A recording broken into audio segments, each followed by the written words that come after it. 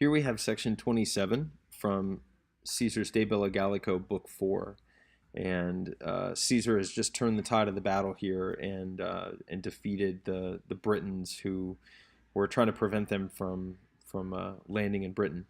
So the enemies, having been overcome, having been conquered in their battle, as soon as, simulacque often is written as one word, as soon as they literally recovered themselves from their flight. So the last thing that we had seen in 26 was that the enemies were fleeing, and because the cavalry couldn't hold their course and gain a foothold because of the terrain, they couldn't follow.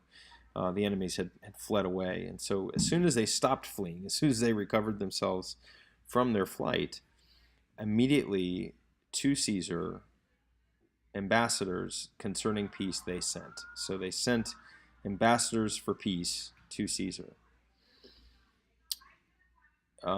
Here we have a couple things here that immediately should cause you to recognize that this is an indirect statement. First of all, we have say, or really here, say, the same word, which is almost always the subject of an infinitive.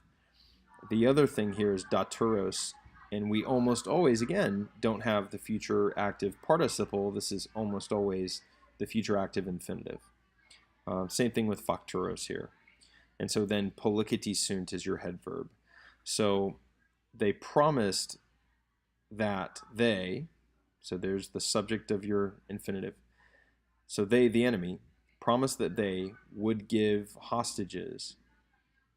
And here's your que, that they would do the things which he had ordered. So that they would give and then they would do. Now this una is the adverb here. And together with these legates came Comius Atrebas, whom I had discussed, demonstrated, pointed out above previously. And here we have a rare instance where Caesar refers to himself in the first person because he's talking about himself as the writer, not as the general, the character in his commentaries.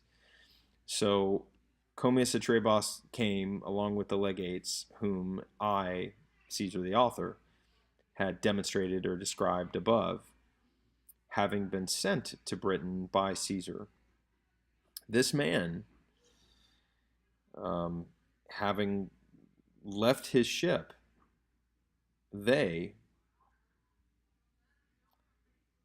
and cum here probably means although he was carrying the mandates of Caesar in the modo, in the manner of an orator to them, they had arrested. So illi is the subject, and comprehenderant there takes the direct object hunc. So they had arrested this man, having gotten off his ship, although he was carrying the commands of Caesar in the manner of an ambassador to them.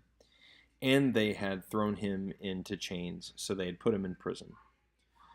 So then with the battle made, after the battle was made, they sent him back, and in pursuing peace and seeking peace, they contuleranted the blame on the multitude. So they ascribed or they attributed the blame of this situation onto the mob, the rabble, the crowd.